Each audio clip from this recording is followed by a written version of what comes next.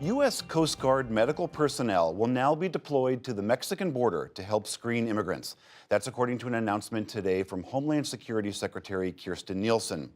These stepped-up measures come after an 8-year-old Guatemalan boy died in Border Patrol custody on Christmas Eve. He was the second child to die this month in U.S. custody. The secretary also asked the Centers for Disease Control to investigate the source of what she characterized as an uptick in sick children crossing the border illegally. Yamiche Alcindor has more. For more on this case and the efforts to better meet the medical needs of immigrant children being held in U.S. custody, I'm joined by Dr. Colleen Kraft. She is the president of the American Academy of Pediatrics. Earlier today, Dr. Kraft spoke by phone with officials from the U.S. Customs and Border Protection about these concerns. Dr. Kraft, thank you so much for joining me. We are still waiting to learn more about the death of 8-year-old Felipe Alonso Gomez, but from what you've heard, what kind of questions does his death raise in terms of the way that his case was handled by the system? I think the greatest question is, what is the level of pediatric care and expertise around the care of these children in these facilities? We don't know what kind of screenings, who saw him, when the decision was made to take him to the hospital or send him home. And we continue to have questions about this.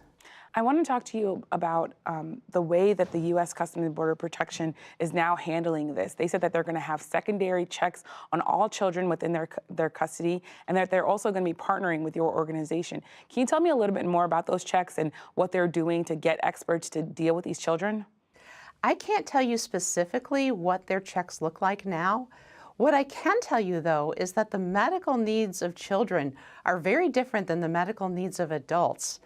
A child who is severely ill may just have some very subtle changes from a child who's mildly ill. There are things like an increased heart rate, respiratory rate, or decreased capillary refill that can differentiate a child who's very ill from a child who's mildly ill. And you need specific pediatric expertise to be able to know the difference and manage these children correctly. What did the agency tell you about these secondary checks and their partnership with your organization?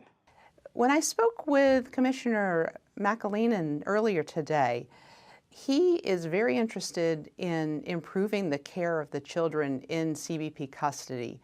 And the American Academy of Pediatrics has reached out to the Department of Homeland Security to tell them that we're really interested in the monitoring, in the training of personnel, in working with them to ensure that these children are managed medically correctly and that they have optimal health. You were just talking about the commissioner. I want to play for you what he told CBS earlier today. Listen to this.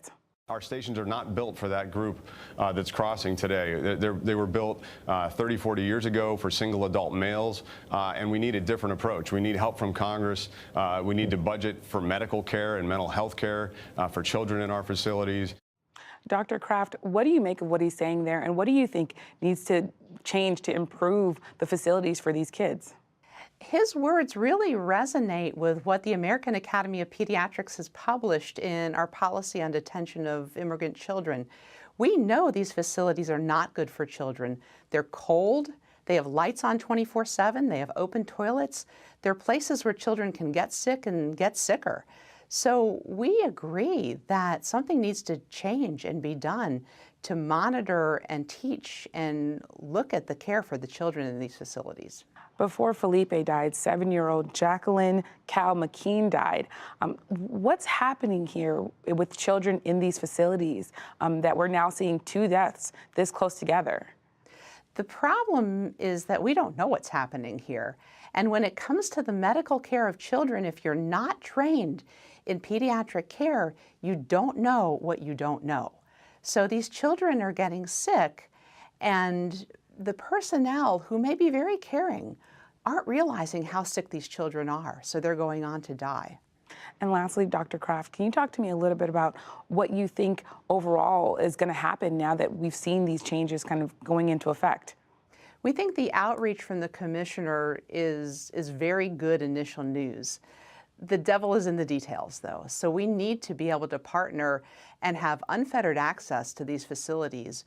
We need to bring in the pediatric training, we need to bring in the pediatric monitoring, and we need to make sure that children in our custody are being cared so that their health is optimized and that their health is not put at risk. Dr. Colleen Kraft, thank you so much. Thank you.